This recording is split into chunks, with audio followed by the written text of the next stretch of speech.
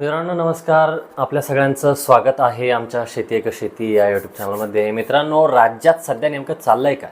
एकीकडे शेतकरी बांधवांची कर्जमाफी प्रतीक्षेत आहे, तर दुसरीकडे सरकारकडून खर्चात कपातीचे आदेश येत आहेत. 14 मेची ती महत्त्वाची बैठक, मुख्यमंत्र्यांचं बुलेट प्रवास आणि पुढील 6 महिन्यांचे मोठे निर्बंध, हे सर्व नक्की कशाचे संकेत आहेत? राज्यात खरंच आर्थिक मंदीचे जे काही ढग आहेत तर ते यायला सुरुवात झालेले आहेत का, की ही केवळ एक रणनीती आहे? आजच्या या विशेष व्हिडिओच्या माध्यमातून आपण याचा सविस्तर पंचनामा या ठिकाणी करणार आहोत. त्याकरता व्हिडिओला शेवटपर्यंत नक्की बघा, कारण हा प्रश्न तुमच्या आमच्या खिशाशी जोडलेला आहे. मित्रांनो, 14 मे 2026 रोजी शेतकरी कर्जमाफीसाठी स्थापन केलेल्या उच्चस्तरीय समितीकडे महत्त्वाची बैठक पार पडली.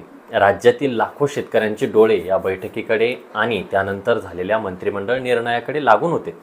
सर्वांना वाटलं होतं की खरीप हंगाम तोंडावर आला असताना कर्जमाफीची मोठी घोषणा होईल, पण प्रत्यक्षात काहीच घडलं नाही. किंवा प्रत्यक्षात काय घडलं तर अहवाल सादर झाला, चर्चा झाली, पण निर्णयाचा कोणताही शब्द त्या ठिकाणी बाहेर निघाला नाही.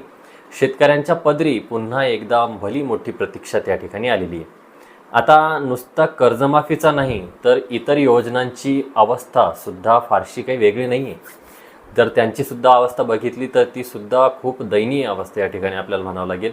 लाडकी बहीण योजना, मार्चचा हप्ता मिळाला, पण एप्रिल अजूनही बाकी आहे. काही भगिनींना तर जानेवारीपासूनच्या हप्त्याची प्रतीक्षा आहे. नमो शेतकरी योजना, 8व्या हप्त्यानंतर 9वा हप्ता कधी पडणार, हे अजूनही गुलदस्त्यातच हा प्रश्न खेळतोय. खरीप हंगामासाठी शेतकरी बांधवांना खतं बियाणे घ्यायला पैशाची गरज आहे, पण सरकारी तिजोरीच्या चाव्या मात्र अडकलेल्या दिसत आहेत. त्या अडकल्यात कुठं हे सुद्धा समजायला वेळ नाही. या सर्व गोंधळांच्या मागे एक जागतिक कारणही सांगितलं जातंय. पश्चिम आशियातील युद्धाचे सावट पाहता देशाचे जे काही माननीय पंतप्रधान आहेत नरेंद्र मोदी यांच्या स्वदेशीचा नारा दिलेला आहे. पेट्रोल डिझेलचा वापर कमी करा, सोन्याची खरेदी टाळा, अशा सूचना त्यांनी केलेल्या आहेत. आणि यात महाराष्ट्र सरकारने तर मोठी आघाडी या ठिकाणी घेताना आपल्याला दिसतात.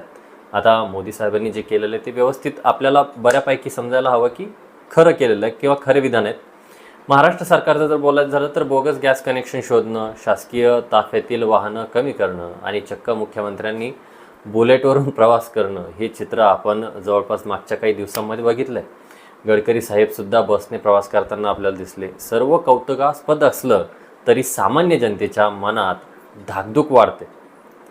सर्वात महत्त्वाचा आणि धक्कादायक मुद्दा जर आपल्याला बोलायचा झाला, किंवा धक्कादायक मुद्दा जर म्हणजे जो काही 15 मे रोजी साताऱ्यात घरकुल योजनेच्या लाभार्थ्यांना 10,000 कोटींची वाटप झाल्यावर पुढील 6 महिने एकही मोठा शासकीय कार्यक्रम होणार नाही, अशी माहिती या ठिकाणी समोर येते.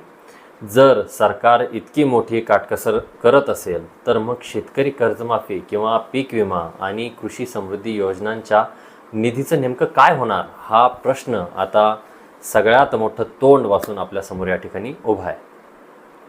मित्रांनो, जर ही केवळ इंधन बचतीची मोहीम असेल तर त्याचं स्वागत आपल्या सगळ्यांना करावंच लागणार, किंवा त्याचं स्वागतच आहे.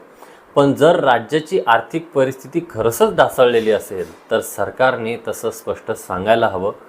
अफवांना ऊत येण्यापूर्वी माननीय मुख्यमंत्री किंवा पंतप्रधान यांनी यावर स्पष्टीकरण देणं गरजेचं आहे. अन्यथा राज्यामध्ये भीतीचं वातावरण निर्माण होण्याची दाट शक्यता आहे. आता याबद्दल तुम्हाला नेमकं काय वाटतं, की ही काटकसर आहे की आर्थिक मंदीची चाहूल?